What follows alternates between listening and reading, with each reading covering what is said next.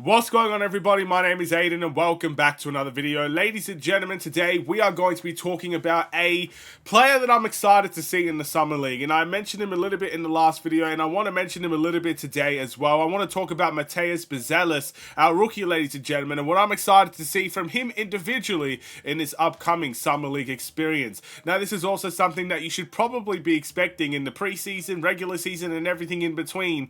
I don't necessarily know how much upside he has. I think he has tremendous upside, but ultimately we'll never know really until we see him play firsthand. But there are certain things on the court that I think you should expect each and every single night Matas Buzelis ends up playing. Hopefully I'm saying his name correctly. I think I'm getting better. But anyway, before we get any further, if you liked the video and you want to see more from me, drop a like, drop a follow, and or subscribe if you are new, and let me know in the comments below your thoughts about the Chicago Bulls and Matas Buzelis, and do you believe that this could be a good match, you know, for the Bulls? Was this a good draft pick? And what do you expect to see from him in a Bulls uniform? Summer League, preseason, whatever type of Bulls uniform it is, what would you like to see from him?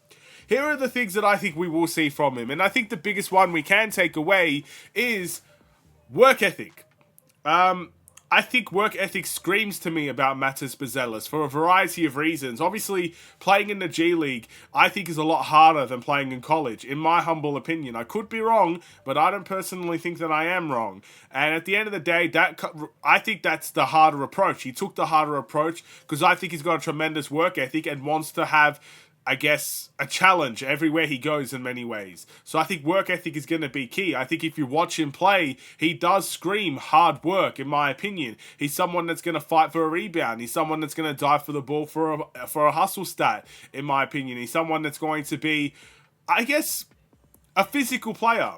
And I really believe that. Now, he might not have the body and the frame for it just yet, but the aggression, I think, is going to be there. The tenacity, I think, is going to be there. And even to an extent, the ruthlessness you're probably looking for in a forward is probably going to be there with him. I really believe that. So that's something I'm excited to see, first and foremost, and I'm excited to see the work ethic that he'll bring to this Bulls team in the Summer League and in the regular season as well. Look, again, I think when it's all said and done, when the Bulls finally make all the moves they need to make, we probably won't be a very good team moving forward.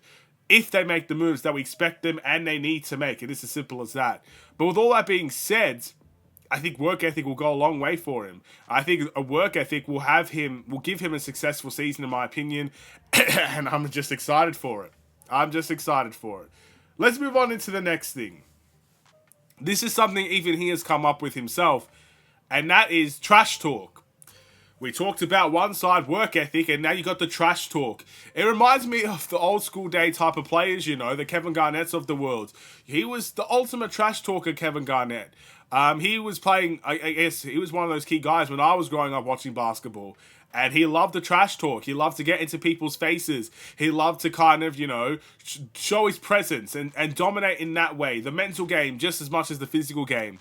And the best thing about that is that he had the talent and the work ethic to back it up. Now, I'm not going to say Matas Buzelis is going to be the next Kevin Garnett, because at the end of the day, there's so much room for improvement, of course. And Kevin Garnett was just such a one-in-a-kind type of player, in my opinion. I don't think it's as simple as, oh, he's going to be the next this, he's going to be the next that. But it's good traits. I think trash talk at the end of the day, look, is it an essential to have on a team? No. I don't think it is. I think if you look at guys like the Boston Celtics, for example, I don't think Boston has any trash talkers.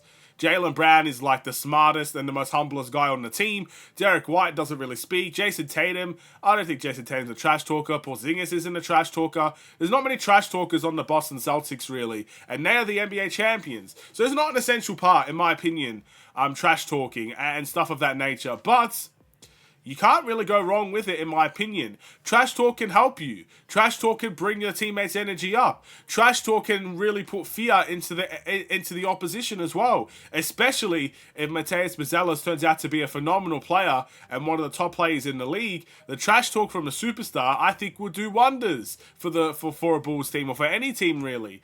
And that is something I am looking forward to, because it's a different dynamic as well. This Bulls team has often been called too nice. We're the nice team. We're Team Nice. The Chicago Nice. That's what we are.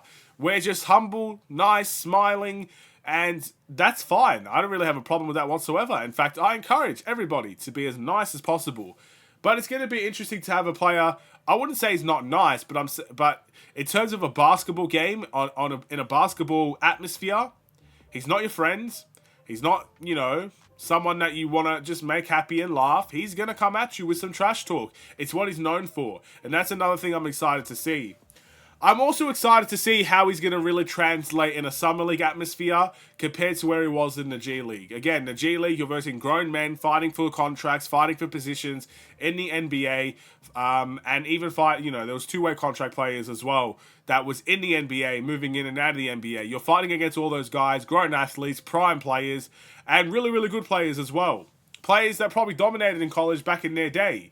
So, of course, it's going to be an interesting atmosphere now that he's going to be versing really young and talented, rookies, second-year players, really young and talented players that have the point to prove as well, while also with a little bit of the atmosphere of, guys wanting to prove that they are NBA worthy and stuff of that nature. It's going to be a nice balance. And look, I said it in the last video and I'm going to say it here as well. I actually expect Matas Buzelis to have a very good Summer League because I think he's been in experiences that are more valuable than the Summer League. I think he's been in atmospheres, I think he's been in situations that is more important than what the Summer League will offer to him. The Summer League is an opportunity for the regular Bulls fans to watch his game and watch it in a Bulls uniform. That's the key to the Summer League in my opinion. But Buzelis has been in the G League Ignite team. He was fighting in a big, serious competition. And yes, they didn't win many games, but even he admitted that they brought the fight to almost everybody that they played. And that is a very serious thing. Something that the Summer League, yes, it is serious, the Summer League, especially for these young guys, because there's a lot of eyeballs on them, considering there's not much NBA action going on. But with that being said, I think he's been in very big situations already. So I expect him to kind of know what the atmosphere is going to be like or what the situation is going to be like.